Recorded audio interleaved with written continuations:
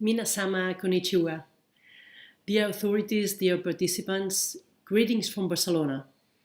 I'm happy and honored to address you in this 8th edition of the Kyoto Smart City Expo, in which we also commemorate the anniversary of the Memorandum of Understanding between Barcelona and the Kyoto Prefecture.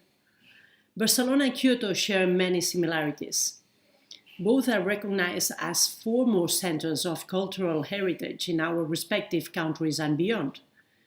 We are open to the world and have become dynamic commercial centers as well as touristic destinations. Because of our willingness to learn from each other and to mutually recognize ourselves as partners, we signed a collaboration agreement 5 years ago. This agreement has allowed us to deepen and develop excellent relations between our cities. Proof of this relationship is the collaboration protocol between Barcelona Activa and the Advanced Telecommunication Research Institute International, which was signed in 2017 to promote the growth of startup ecosystems in Barcelona and Kyoto. Likewise, our cities share the consolidated experience of holding international events, especially on the topic of a smart city. A clear example is today's Kyoto Smart City Expo. Barcelona is also home to the Smart City Expo World Congress, one of the most significant annual global smart city events, bringing together cities, technology, and innovation. Those are very good reasons to renew our cooperation agreement this year. We want to continue promoting our collaboration in strategic areas such as smart cities, entrepreneurship and startups, technological innovation, open data, tourism, and creative cultural industries. We look forward to mutually supporting our smart city events based on our commitment to building a model that uses technology to improve citizens' quality of life. Cities are at the front line of global problems such as the climate emergency and the digital transition. This is why I would like to make a call to strengthen the collaboration between our cities to meet these challenges. Finally, let me also share with you that Barcelona very much looks forward to taking part alongside Kyoto and other cities in the upcoming Digital Spain-Japan Forum in December 2021. And beyond that, we hope to have the opportunity of being in Kyoto to participate in the 2022 forum. I wish a very successful Kyoto Smart City Expo. Thank you. また会いましょう。こんにちは。京都府の副知事をしております山下でございます。今回は、バルセロナ市と京都府の、協定がですね、延長されたということで、ご挨拶を申し上げたいというふうに思います。私、京都府の副知事で、関西文化学術研究都市の担当をしております。もう35年ぐらい、学研都市っていうんですけども、その関西文化学術研究都市の、街づくりをしておりました。この街づくりはですね、今でいうスマートシティに該当するような街づくりをすでに始めていたということでございます。それを受けてですね、2013年に初めてバルセロナ市で開催されておりますスマートシティエキスポに参加させていただいて、本当に勉強になりましたし、我々が目指すべき都市像というのを改めて実感をしました。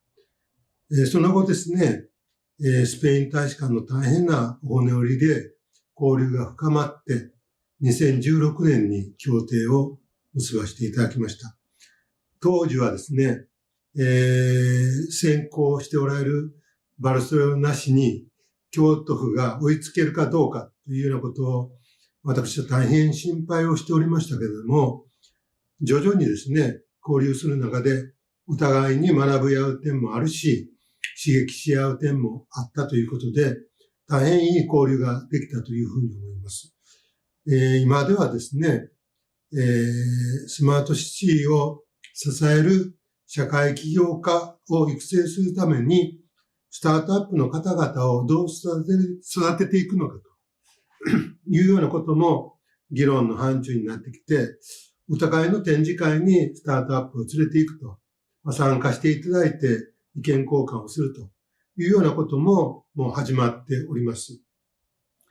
この去年と今年はですね、コロナ禍でですね、なかなかリアルな交流ができません。大変残念に思っておりますけれども、一方ではですね、ズームの会議とか、いろんな手段でですね、コミュニケートができることも改めて実感をしました。スマートシティを支えるテクノロジーも新しいものがどんどん出てきていますし、考え方もどんどん進んでいます。今、日本ではですね、関西文化学術研究都市のスマートシティをスーパーシティに変えようということで取り組みを始めています。テーマはですね、人生100年時代を睨んだ新しいライフスタイルを作っていこう。健康長寿で生きていくような街にはどういう仕掛けがいるの、サービスがいるのというようなことを、議論をしております。こういう議論はですね、世界中どこでもしなければいけない時代に来ているというふうに思います。特に環境問題が大変大きな課題になっている中でですね、これからの都市のあり方というのは今まで以上にいろんな知恵を集めて、その上で世界的な交流をして新しいものを作っていくということが必要だというふうに思います。そのバックボーンには哲学もいりますし、歴史的な検証もいりますし、テクノロジーもいるということでございます。今まで以上に幅広い歴史都市、バルセロナと京都はですね、共に手を携えて、新しいスマートシティの時代を切り開いていきたいと思いますので、引き続きのご協力と協議、そしてお互いのアドバイス、よろしくお願い申し上げまして、協定延長のご挨拶にさせていただきます。ありがとうございました。All right. So welcome to the session titled Japan and Spain Smart City Session. We are going to talk about citizens' participation to develop human-centered smart city. I'm Tak Nagumo, Executive Managing Director of Smart City Institute Japan. I'm moderator of this session. First of all, thank you for the message from Barcelona City and the Kyoto Prefecture. I'd like to congratulate the agreement between Barcelona City and Kyoto Prefecture has been extended. So let me introduce our distinguished speakers. First of all, Mr. Joseph Boigas, Director of Urban Ecology Agency from the city of Barcelona. Hi, Joseph. Hi, how are you doing? Very happy to be here again. Thank you for joining us. All right, and next, Professor Yuriko Shibayama, Tokai University. Hello, thank you very much for having me here. Thank you for joining. The third person, Mr. Harayuki Seki, CEO founder of Code for Japan. Hello, I'm very excited to be here. Thank you. Thank you for joining us. All right, so we are going to talk about the civic engagement, which has been the central part of the smart city discussion nowadays. Previously, people were fascinated by the technologies, digital technologies, AI, big data, IoT, and so forth. But nowadays, people are coming back to the most important part, which is human. So how can you promote civic engagement, participation in the process of making smart city? That is the topic of the day today. And our game plan is to have a series of presentation. In the order of a presentation, we'll start from Joseph for 20 minutes, and then Professor Shibayama for 6 minutes, and finally Seki-san for another 6 minutes. And then we'll gear up to the round, the casual discussion, right? So without further ado, Joseph, over to you. Thank you very much for the invitation. I'm very glad to be again here in Japan. I'm not in Japan, but it's at least I hope that someday soon, very soon. Somebody tells us that maybe this Friday we will start moving around, at least in Spain, without that many constrictions, and hopefully someday I'll be able to come to Japan, which is the really thing that I like to do, not to talk through the screen, but to see you face to face, which is much better. Anyway, I'm very glad to be here and try to explain you a little bit some of the ideas, some of the projects that we are dealing in Barcelona, mainly the one that is related with superblocks. We call it in Catalan Superilla, like you see in the screen, and also to talk a little bit about Decidim, which is the engagement, citizen engagement process that we create, and that is also related with the project of superblocks. First of all, though, let me tell you a little bit the general idea of how the strategies of the different projects that we are doing, how are related one to each other.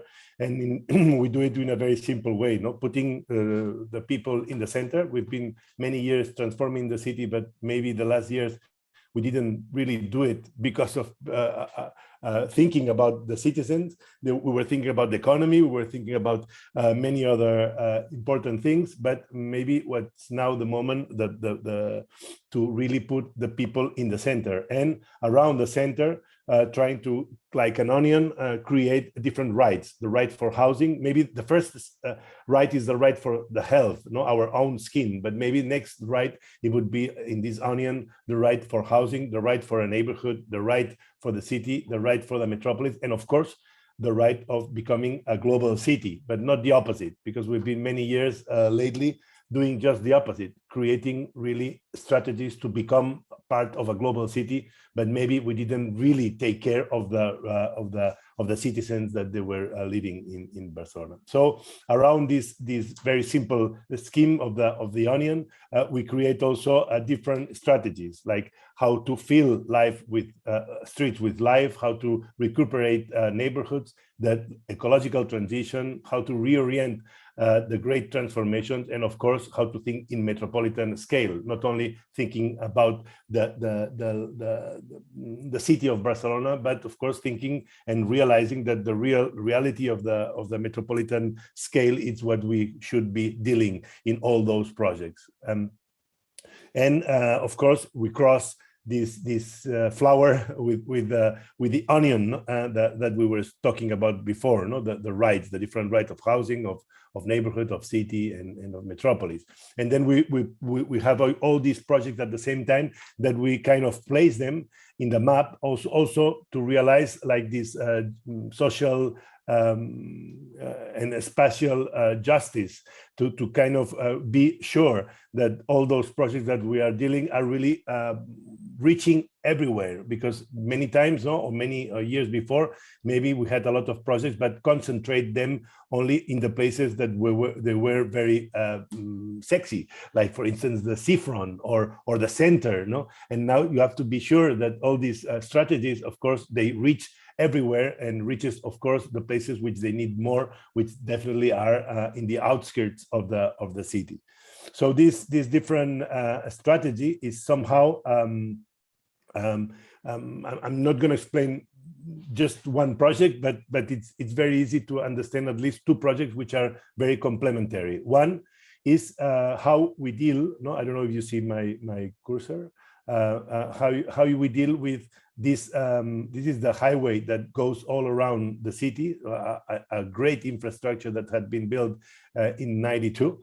And now we realize that maybe this highway, it's of course it's useful to communicate with the city, with the territory, but it's at the same time a frontier. It's like a wall. So we kind of decide two different projects. One project of recycling what is inside, which is already very packed and very dense, because we almost don't have any space left to build inside of this area. So we were not thinking about transforming the city in terms of building new neighborhoods. We're just thinking about the idea of transforming the existing ones by recycling the original structure that already has.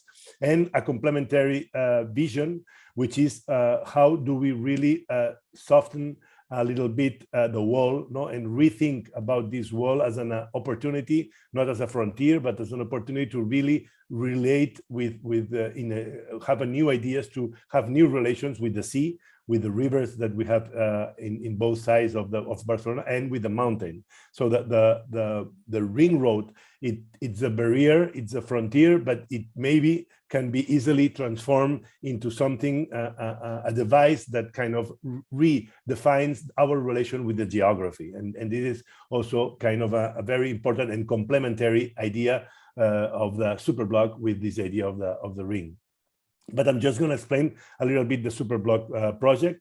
No, the superblock project is a very simple scheme what it does is to create this new network, this new net on top of the existing Eixample of Cerdà, the existing grid that we already have. So you create a new hierarchy, a very simple hierarchy that what it does is releases many spaces and kind of creates a new structure of the city. And in fact, it's a very simple decision. It's in fact, we have like here 9 blocks, 3 times 3. No, that now in the current situation, there are all those streets going through, and then you take out those streets in the middle, you allow those streets to become part of the center of the life of the people that they live in those neighborhoods. So it's this idea of putting the people in the center. In this case, it's very easily demonstrated by really taking out cars from the center of those superblocks and allow people to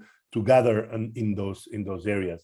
But why we do this? Why we do promote superblocks? Mainly because we kind of 85% of the street surface in Barcelona is occupied with cars or different motorized or passing mobility. So the decision, which is kind of simple decision, releases 70% of this space. No? And you have to think that only a few part of the people uses all this enormous amount of space because they have cars and they go through the city and they occupy, and it's not very just to kind of have the other people who really walk the city that have just less space. But of course, if we do it, it's because of that, because what we want is that people that they walk through and stays in the street really have a new urban quality and urban public, a new habitability of this public space. But of course, one of the main reasons, and I would say that's why I was saying about the onion. No, the first layer of the onion is your own skin, is your health. No, we have to really promote a new health in the cities. Our city is a terrible city. We have a terrible situation because it's surrounded by mountains. Also, we have the port. Also, we have all those enormous amounts of cars crossing, and we have a very poor quality of the air. So this simple decision also increases the quality very much of the. You have to think that we have 3,500 premature deaths in all the metropolitan area, and it's a terrible situation that it's very invisible because you don't see the people dying, but you know that they are suffering because of the polluted air. Also, of course, which in fact was the original idea of the superblock, was not because of the air, but because of the sound. Also, it's a very polluted in terms of sound city. And that also creates a terrible consequences in terms of health. No, the concentration, you cannot sleep, and the problem of the sound, no, to having more pacified spaces in the middle of the city. That's something very important for this project of the superblock. Also, of course, because of the climate change or the emergency that we are living right now. No, every summer.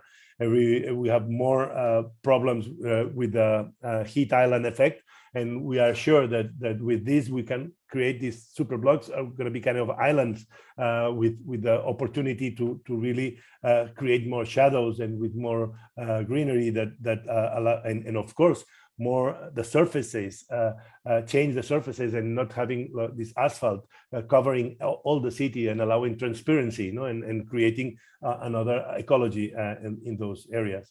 But of course, the green is one of the most important things. This area, the area of the Champla, is an area it's one of the areas in Europe with less square meters of green per habitant. So it's a very simple way to increase and to convert those streets in parks or in green areas, no? And in a very simple way. But maybe one of the most interesting ideas also is that because of the structure of the Champla Sardà, with this decision, we create in each superblock 4 squares, small squares of 2,000 square meters, which are the similar squares that we have in the center. And it's kind of creating new centers, you know, a poly-centered infrastructure with little squares that goes all over the city. So in fact, I don't know, maybe there is, but I don't know any other project which really are so radical in these terms, because you are not demolishing any building, and you are creating 6 million square meters, releasing 6 million of square meters for the citizens. So I would say it's one of the most important recycling projects that I know in the world. But of course, why do we want all this space? Of course, because of the health, because of all what we said, but mainly also because it's a very dense area, and also they demand very much spaces to really develop their activity. So in this case, streets can become really the stages of all these activities that they don't have space to develop right now. And of course, when it's the first big decision, it's that integrates all transport networks. Before we had many different buses lanes, and that they went in a very strange way because they were created with the trams of the 19th century, and they never changed. But now we change them all, and we create like this very rational net of vertical or horizontal and diagonal lanes. And this is almost a little bit like they already have in New York. And it's more rational, and then it integrates. Those lanes are the principal lanes that structure the idea of the superblock. So it's very important to relate this with public transportation. If you want to reduce cars, it's very important to reinforce public transportation, and this is one of the main decisions. So I would say that these 2 things are the most important, to reduce those transit, those traffic that we have in the middle of this area, and to expel them outside, and because there are many cars that crosses the city. And the other one, of course, to solve the problem of concentration of polluted air. To do it, we create like a pilot, and this is the first pilot that we create we do it with the students. And we did it 5 years ago. We went there with paint and with plastic bags. I love very much this picture of here. We put plastic bags on the street lights to decide and to create that the hegemony of the car is not anymore in this area. Here you walk. You don't have cars. You walk, and then what we did through tactical urbanism and with few money with the universities, with more than 300 students, we start colonizing those little plazas in the middle of the superblocks and creating spaces for sport, for interchange, for culture, for discussion. I would say that where before there were cars, in a tactical way for a while, we had little swimming pools instead, parked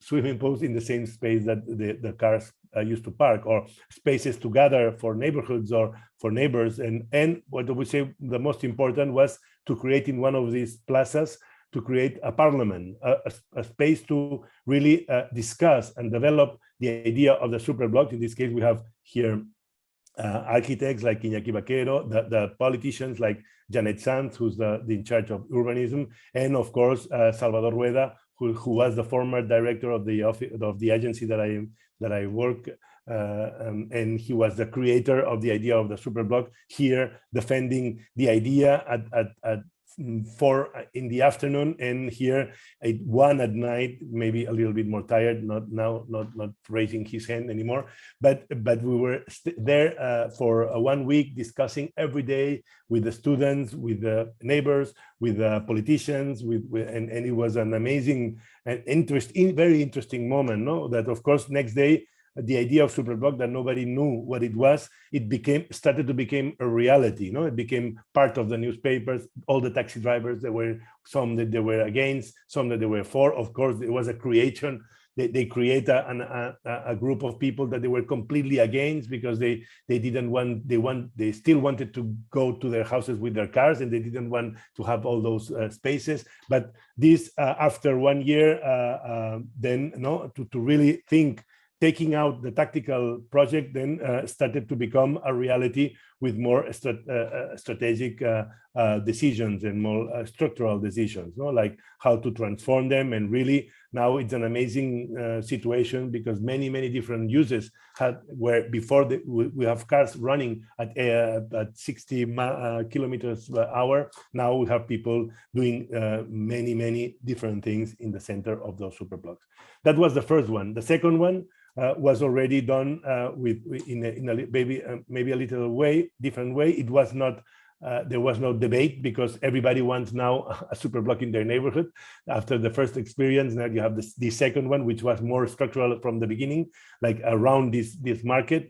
We pacified all these areas with the same strategy. In this case, not with paint, but with more structural decisions. And at the same time, a third pilot, we kept working because we don't have enough money to do all those superblocks in a very defined and structural way. So we kept working with paint, but in a different way to also engage participation and allow neighbors to participate and to collaborate in the decision and the design of those superblocks, and start becoming a complete reality. So this reality also was related with the emergency situation for the pandemic COVID, and at the same time we started to do many actions to recuperate spaces of the street with paint, in this case to enlarge the sidewalks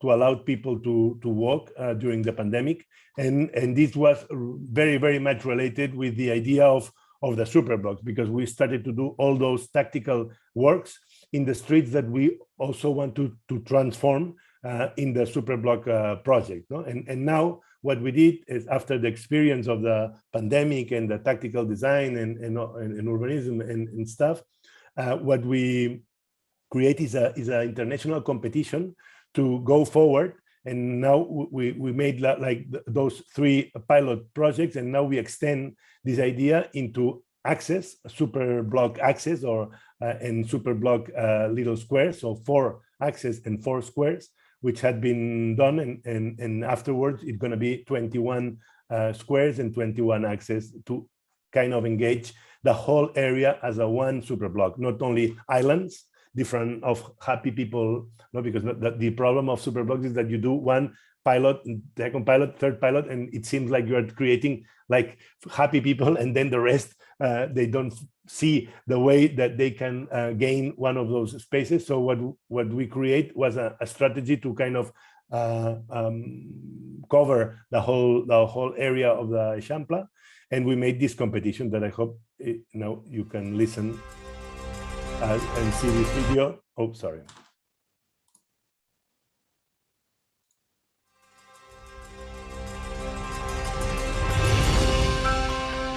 This is the superblock in San Antonio, the second pilot exercise that goes 2,000 square meters. And then how this has extended to other streets and squares.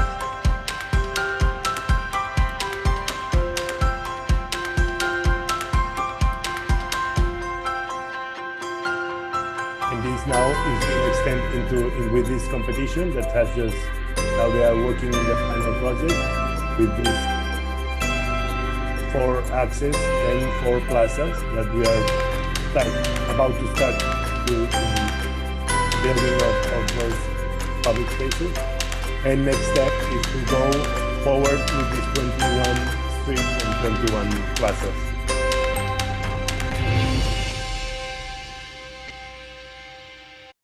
So the idea is to transform a street, the street that was thought in the 19th century, which was like this, that's the street of Sardá, that you have 10 meters for cars and 5 and 5, and these structural trees, the trees that structures the whole area.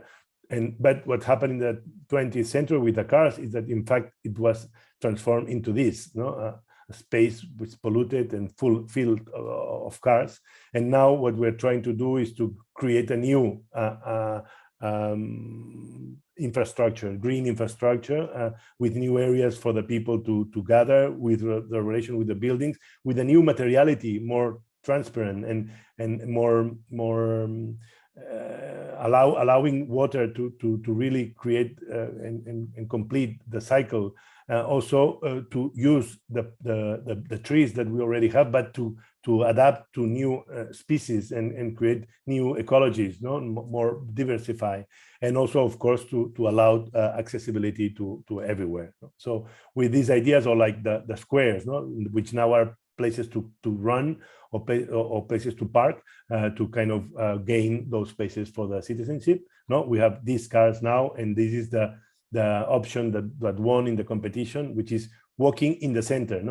In the center, we used to have cars. Now in the center we have the people. So we have to remember the first scheme that I shown, the first slide, where you put the people in the center. So even the structure of the urban decisions are putting the people in the center and allowing and taking those cars out with different projects. I'm not going to go through this one. It's very nice also how this is one of the streets that won, that creating this canopy, not only using the existing trees, but creating a new ecology with other trees, or these central squares that are going to become gardens or markets or spaces for people, or places to gather and to see projections and different artistic activities, or more classical gardens connected with the gardens that already the city has. So this was the explanation of the project of Superblocks, and maybe to complete, I don't know how much time I have left. Sorry, because maybe I took the whole thing. But I can fly if you want. Maybe a little bit of a decision or anything you want to say. Okay, just the CDIM is the platform that has been created and there engaged many different democratic institutions. Is a participatory platform online and in open source that anybody can use it, and in fact many cities of the world are using it. It's online and offline, and it's a place to propose, to create proposals and debates and meetings. Not only it's online, but also you have the possibility to really create those debates face to face. And of course, one of the most important things is the participatory budgeting. Also, it's not only to create ideas, but also to decide where do you put the money and which kind of amount of money you put in each of the proposals. And of course, it's at the same time surveys and blogs and discussions and other different things. But this platform has went to 20 countries and more than 130 cities, with some like Helsinki or others like in Mexico or in France, and l'Assemblée Nationale de France is using the CDIM also, or other spaces in other areas, administrations in France and different cities. And definitely, of course, I think there are 3 cities in Japan also that are using the CDIM program, and that's it. I'm sorry because I took too much time. No, thank you very much. It's a wonderful, magnificent story of transformation.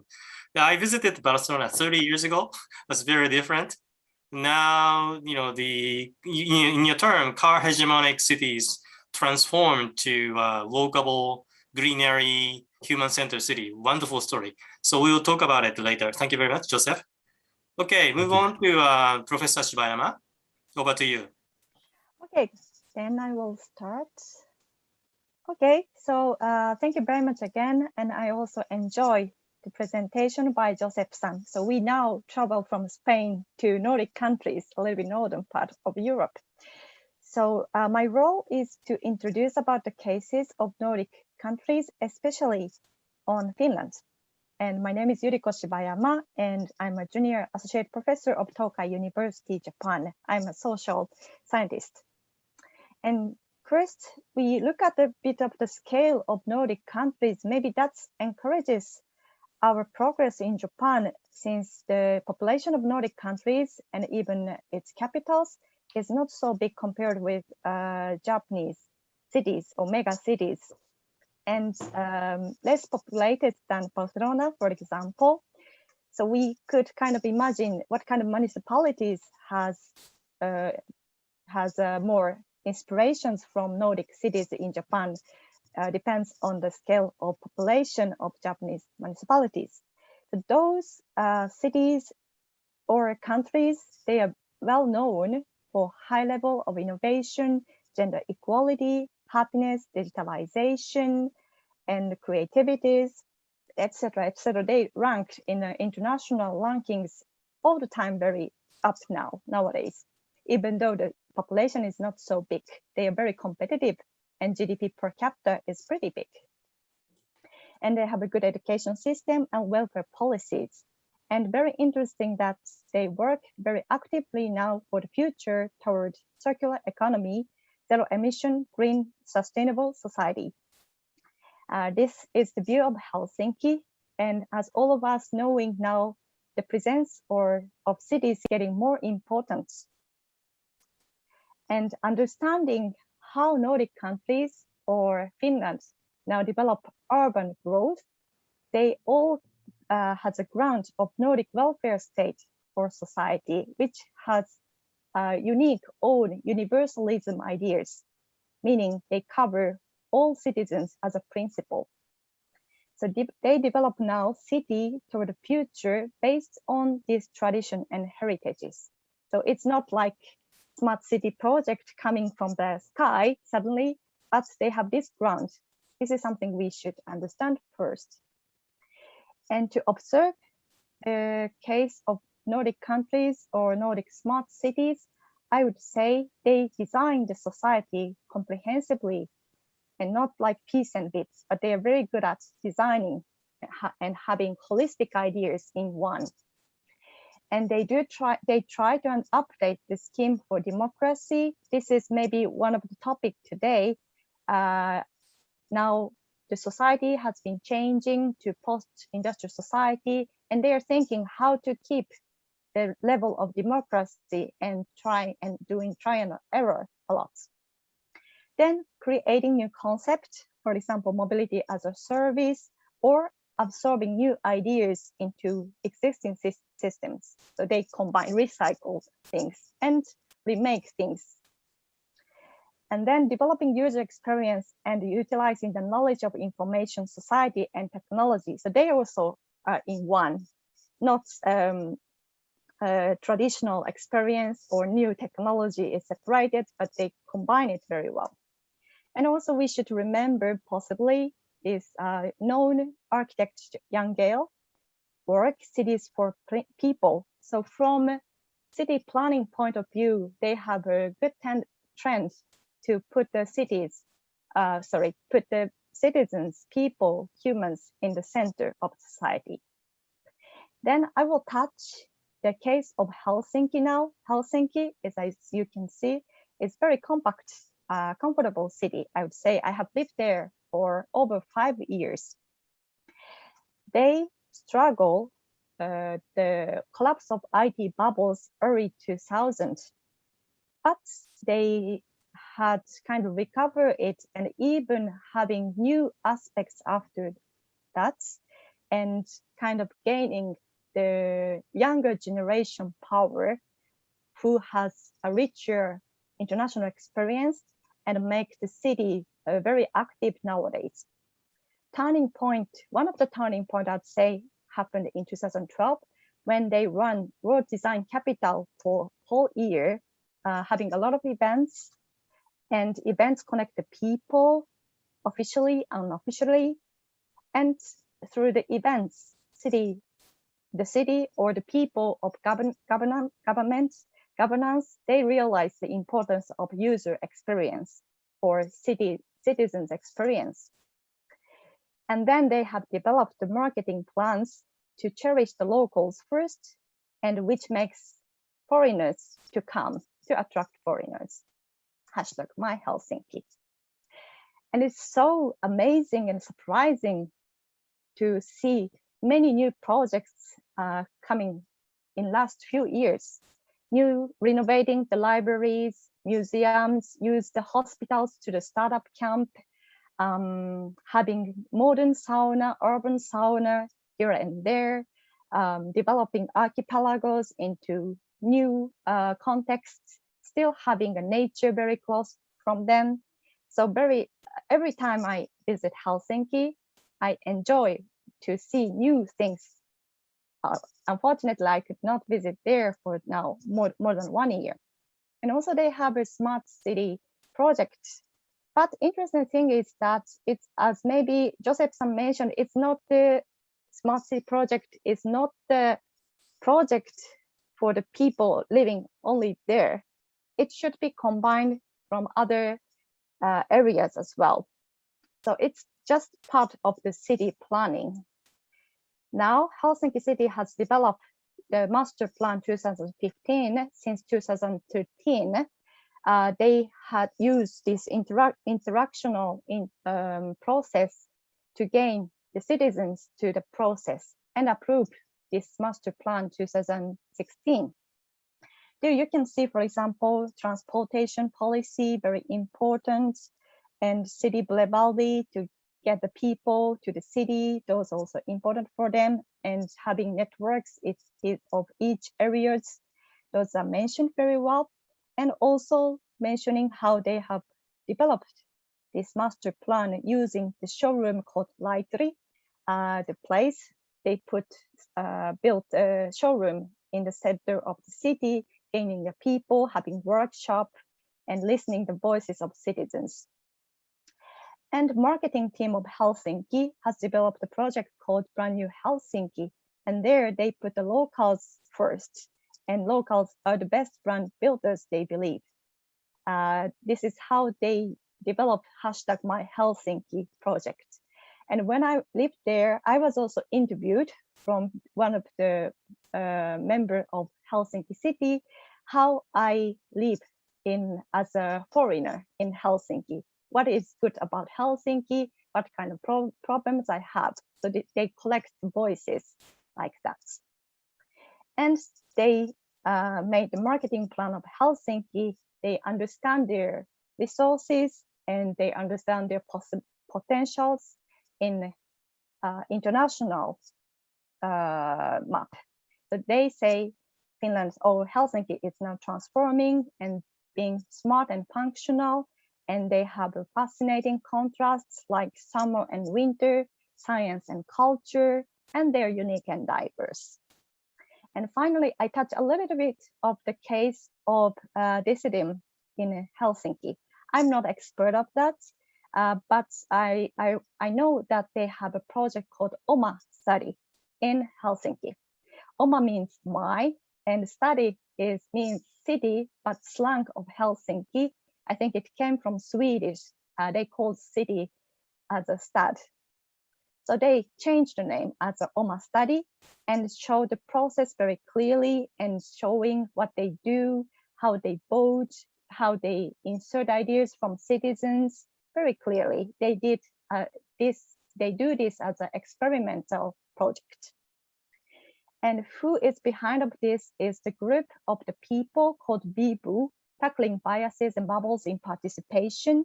They run this OMA study project, and they just also published the first assessment. And I'm not expert of this decision project so much, but I was so impressed how they do this design. Very easy to understand, even for foreigners, what they try to do.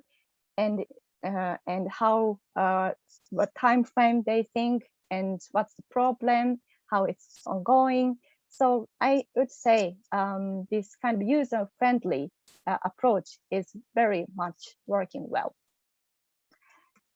So from out of this, I would like to try to conclude some inspirations out of the case of Helsinki. Having locals in the center, maybe this is taught in many places already. And when I think about smart city project in Japan, maybe this is something I would like to highlight and emphasize as looking at the case of Nordic countries and Finland, that they use kind of good design. So they use the power of design and blending talents very well.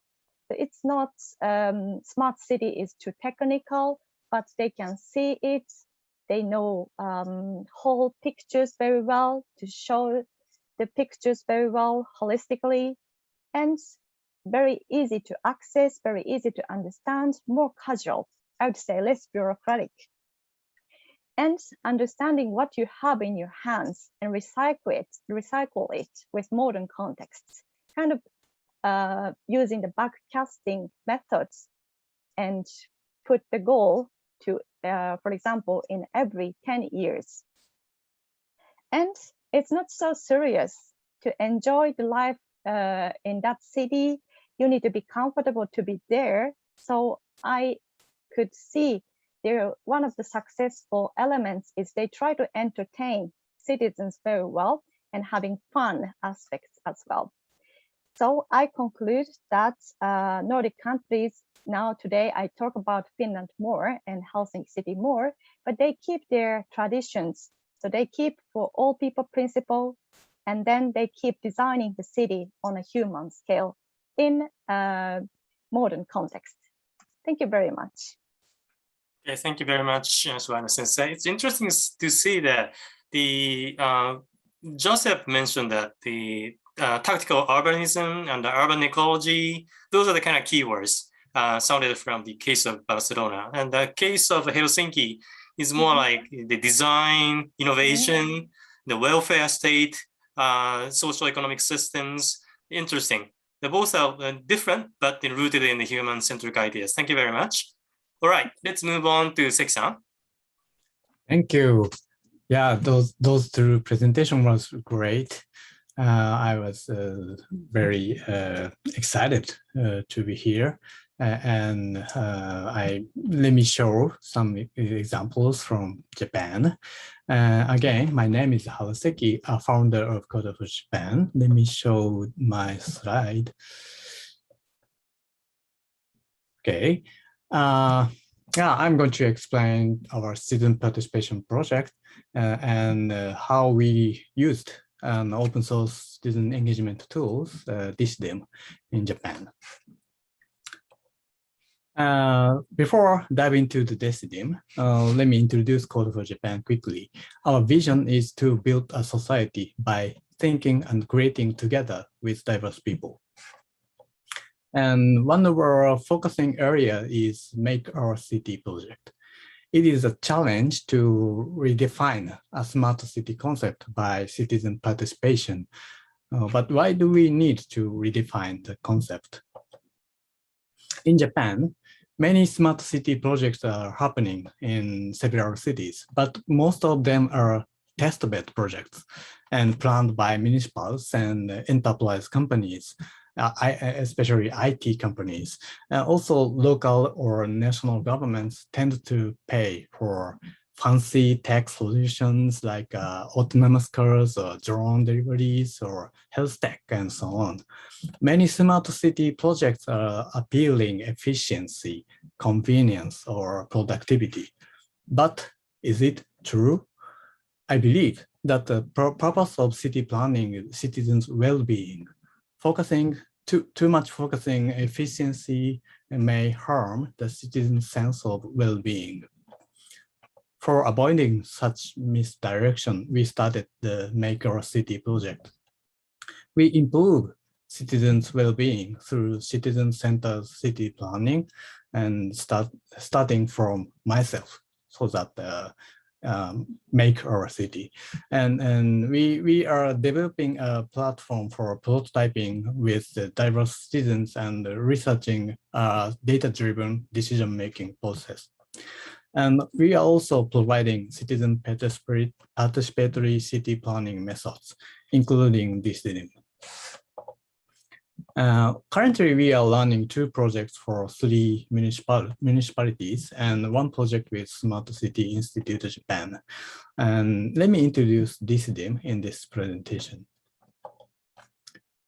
As Joseph-san said, the decidim is open source software for the citizen participation, and that software has many functions, features, and we can use that, select the features as building blocks. We launched the first instance for Kakogawa City last year.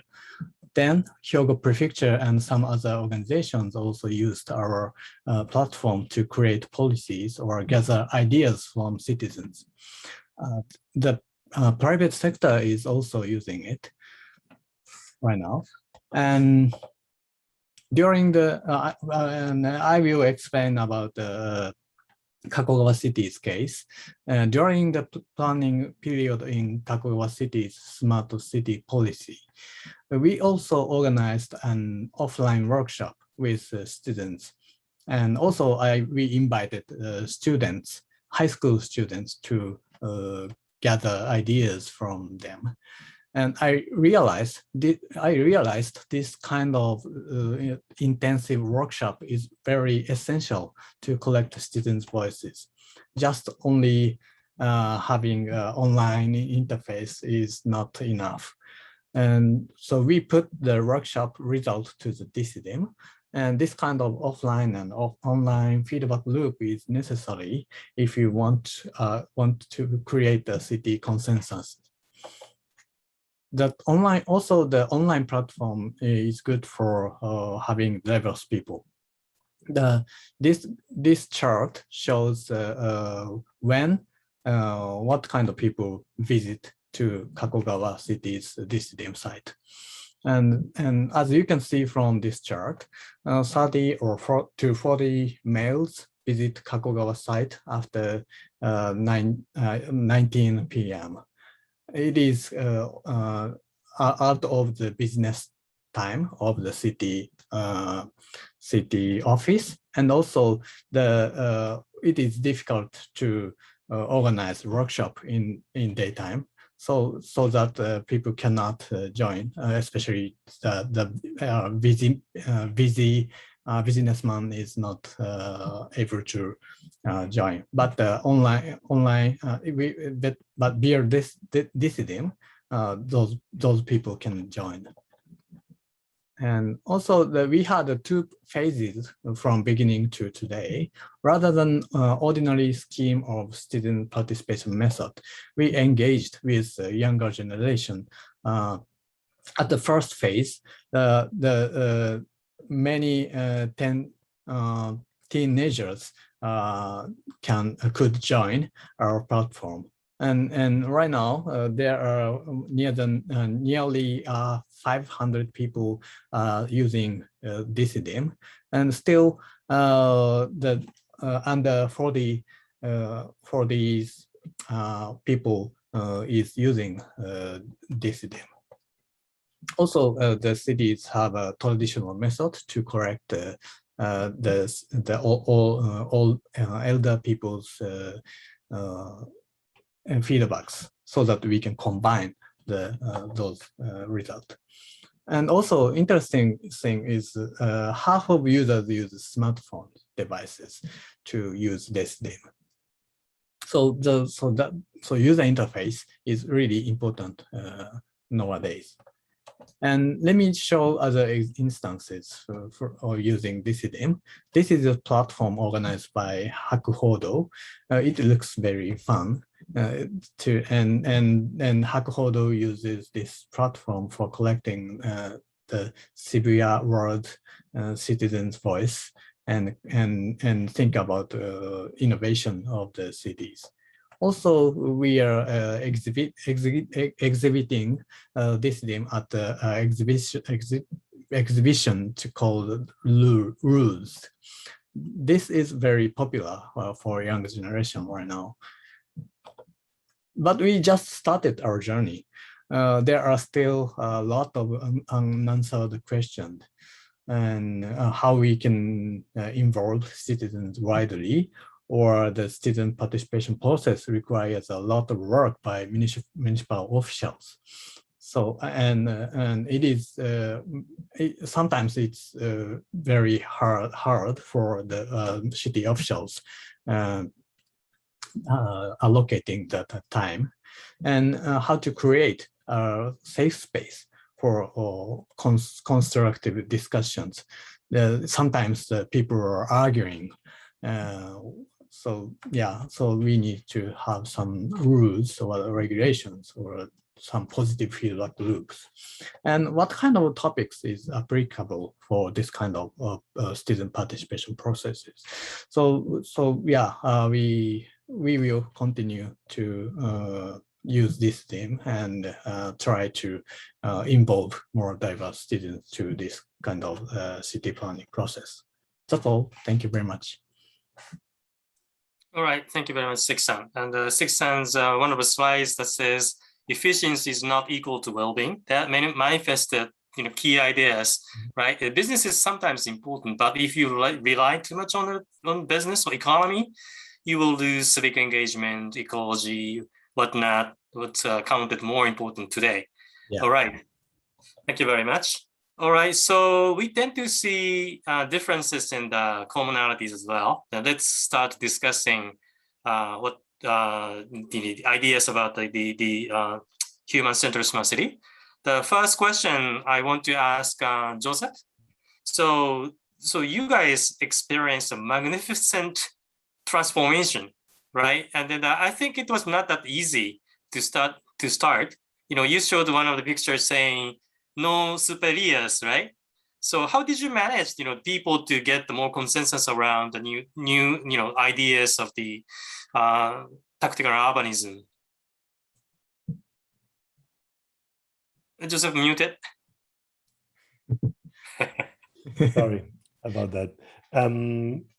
It's true that it's been very amazing, all this process, because I always remember with a smile in my face to remember all those moments of people in the street discussing.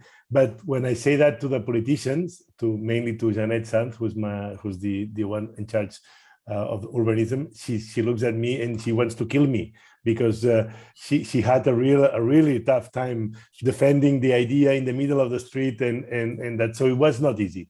It was not easy at all, and it was very interesting to see how you can really create a process of participation which is not obvious. You usually think that the best way to participate is to ask first and then to do, and to do a definite solution. And in this case was not this way, and I like it very much because I think it's very complementary. In this case was, okay, let's do something very soft, very easy, that only for 2 days or 3 days, or only for a tactical action, and then people start giving their opinion, sometimes too strongly, or too discussing very, very hard in the middle of the street. But it was very nice, because otherwise you discuss something that I've never seen. So it's very easy to discuss if you really understand what is happening. And in this case, even it was a tactical work, and it was very soft, because it was done without no money, with students, but it was very easy to understand during 1 week, to understand what was happening there. And so many people start understanding this and going to the papers and write articles, and many people saying against, and it was beautiful to see during 1 year how the idea was changing. Not only the opinion, but also the original idea, because the superblock that we thought is not the same that the superblock that we did, because of course the people start saying things that maybe we haven't seen when we were when we were designing the superblock. So it's a process of back and forth, very, very, very interesting, and it's definitely a participation process. There are not only decidim or not only the typical participation process of asking and then doing, but I think in this way it has been very interesting to see how designing by doing, which I think is something that we have to implement much more in all other works that we do. Thank you very much. So Barcelona, started the small Superia in one location in the city, right? That was a Innovation District 22. That was the location, right? I visited 3 times just to see the Superias. And it's fascinating, if you walk around that location, it's very comfortable, right? And the people are playing around on the streets. And we remember our childhood, actually. That's a nice experience, right? And now it's extended to more, different locations. And now you're connecting them into more, how do you say, bigger areas, not just the spots, right? And then filling them with the green infrastructure. So you are evolving, almost like endlessly evolving, probably with the rise of the civic pride, I would say. And then, it's already well known to the world. Some cities around the world are kind of mimicking what's the experiences from the Barcelona, right? So Superia ideas are spreading around. Yes. So what was that turning point for the city of Barcelona to go bigger? Go beyond just single points, single spots in the city? That was very much related with the pandemic also, because of course we all were sure that the general idea was okay, but how to implement it, we had many doubts, because you said, for instance, Salvador Rueda, the former director, always said that the best way to do it is to do it in one weekend. Like to cut all those streets in one weekend and then starting to implement those spaces into places for the citizenship. But I'm not sure if this would have been good or bad, because maybe if you do this and the citizenship doesn't understand why you do it and which is the potential, maybe the idea would have gone down, and maybe we wouldn't have super blocks anymore, because it would have been not very easy to convince the qualities of each one. So I think that the idea of doing one by one is not very good, because it's very slow, but the idea of doing all at the same time is very good in one hand, but very bad in the other, because it's very risky, because you can lose the whole idea. So I think we find out through the pandemic the idea of pacifying access, and we decided that maybe the best idea was to connect super blocks and not to do super blocks, and maybe by building the connections, more people would have the opportunity to have a part of a super block next to their houses, and then step by step you end up by having the super block plan, but building it not by islands, but doing it by access. And I think it's a quite clever idea. We still have to see how it works, because now we are doing the project, and next year we'll start the works, and hopefully everything is going to be all right. But I have to say that we are learning in each step. Maybe what's happening next year we will learn that maybe we'll have to do it another way, and we will try to find other ways to implement this super block plan. Thank you very much. In business term, we use the learning organization, and Barcelona is like a learning city, experimenting and learning and growing. Thank you very much. Well, we said something very important, that now all the cities in the world are becoming a little bit laboratories, and this is very important. We have to understand that we have to try many things, and we are not completely sure that which is the perfect solution, the 15-minute city, the super block, but we have to try to find new solutions in each one of the cities. So we have to start becoming a little bit laboratories. Great point. Cities are living lab. Thank you very much. All right, let's go to the second question. Now it goes to Professor Shibayama and Seki-san. So how do we assess our cities in Japan? Are we getting traction of the civic engagement, or have we find good examples, or we are not there yet? What do you think? Let's start from Shibaya Sensei. Okay, I'm not the super expert of smart city in Japan, so I rather maybe say as one of the citizens. So I can see, for example, I can read a newspaper, whatever, that the rise of the awareness of smart city getting bigger, but I can't still feel it or touch it in my life. And to my eyes, as I mentioned a little bit, it's too technical sometimes. What kind of techniques you have there? This is a new solution, but what is that? What this technology can solve things in my life, in my daily life, I would say. So too technical often and too masculine. I don't say that things to be feminine, not that way, but I'd also look at the players of smart city builders in Japan.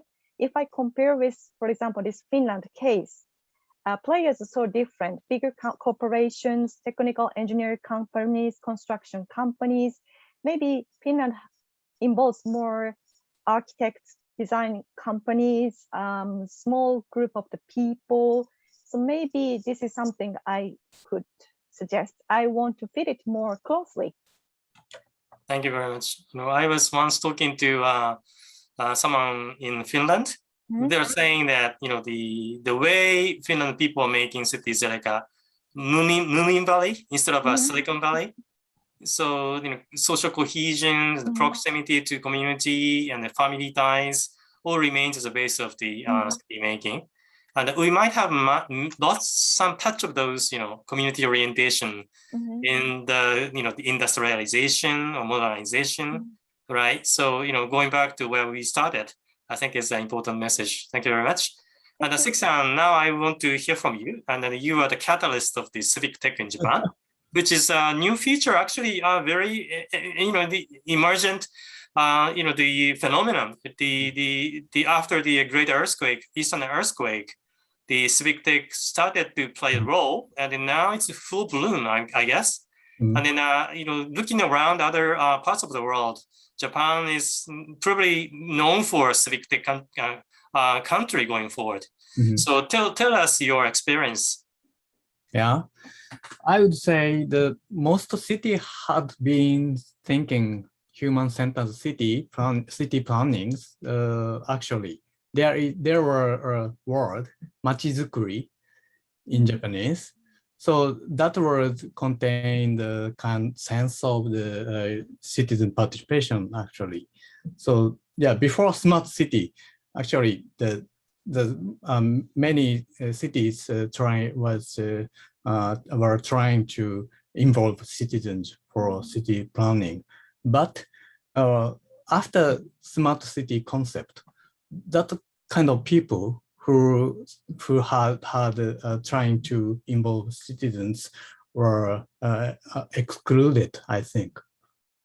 I think this is one problem. And second problem is, as Shibayama Sensei said, it is too techy, and governments doesn't pay for design process.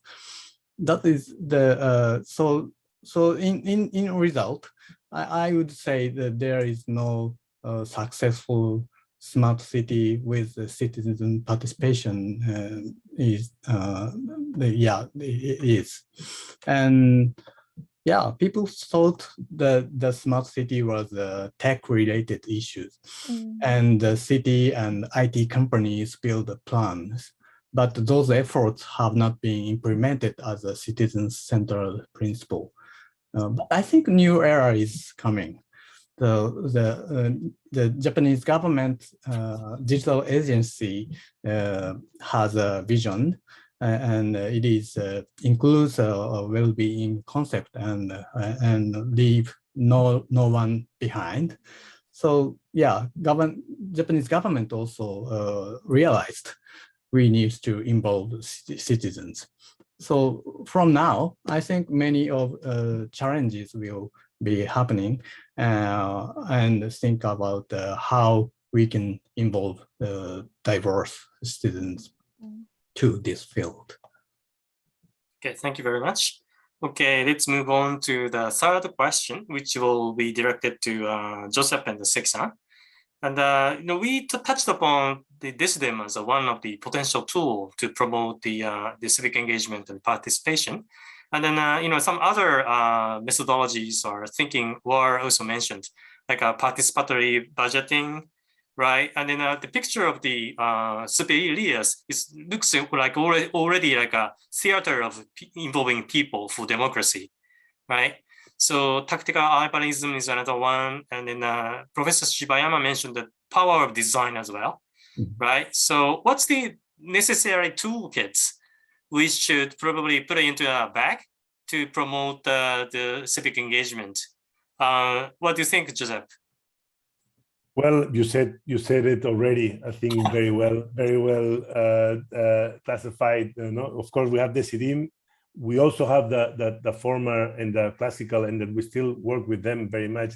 The classical participatory methods that in each project we are obliged to go through a very intense and deep participatory method and participatory maps, which I think this is very important to really create a good map of participation, of really knowing the scale and who are the agents that had to be involved. And this is a not very easy way, but it's the first thing that we need to learn and to implement and to improve. It's who are you asking, what are you asking, and where are you asking it. It's a very important, but as you said, we started with new tools like the tactical project. I think it's been, for me, of course, I know that it's difficult for politicians to defend themselves to maybe some of the ideas of this idea of becoming a laboratory, because many, and also the citizens, because you said before the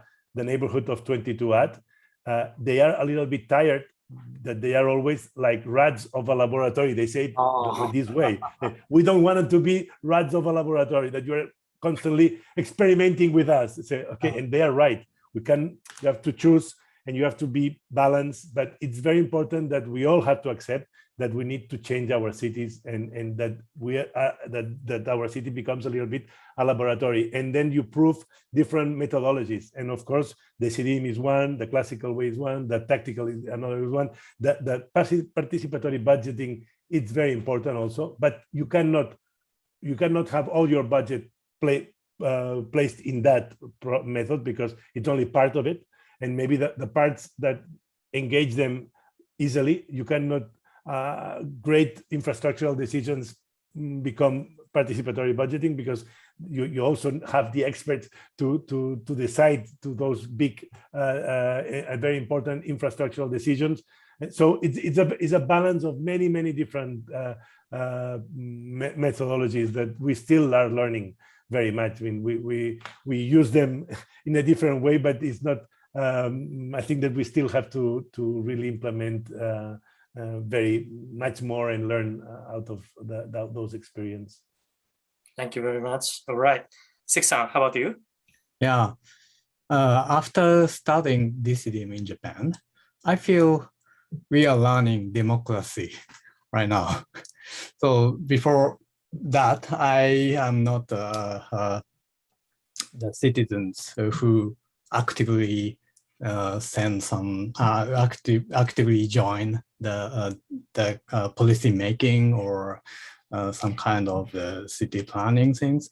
So most of students doesn't have interested in to join this kind of discussion. That is a problem. So we need to invite and outreach to the people more. So that is the most important point. It is not depend on the tools, what kind of tools we use. So, but the DCDM is very good to make barrier small. So such like so as I said, we invited students. And that such younger generation, the feedback was very unique and interesting. So and positive. I feel that we need diverse opinions and to this kind of the participation platform, and also we have to give an opportunity to let them think how they can contribute to the cities. And also, as Joseph-san said, participatory budgeting might be very useful tools for them to think how they spend the taxes. So and maybe we can provide school classes to younger generation high school students or the university students. So we are now developing the workshop tools for inviting people and collect ideas and using Decidim or any other tools. Thank you very much. It's almost like to say we are learning about ourselves in the digital era, right? Using the technologies and old-fashioned methodology to redesign what society or what livable cities we can make together. Okay, thank you very much. And in the interest of time, we need to move on to the final remark. So everyone, I want to say one word about how we can work together across the cities of Barcelona, Helsinki, and Japan. What's your expectations? Let's start from Joseph, and then Professor Shibayama, and the Sek-san. Okay, yes, I think it's urgent that we try to find ways to learn one from each other. I always thought that maybe Japan is one of the cities best placed in the world to adapt these two dimensions which we all want and need, which is this dimension of being fast connected and very technological, high technology connected to the world, and the slow connection with the neighbors and the people. And I think Japan has these two dimensions, very, very fast and very technical and very digital and very analog and very close and very, and I think it's for us, it's a great opportunity because we are maybe a little bit in the middle of nothing. We are not very technological. We are not very, and we need to kind of really stress our relation with the world and definitely through that channel, putting the people in the center, be aware and see the different ways to really be fastly connected to the world and at the same fastly connected to the people.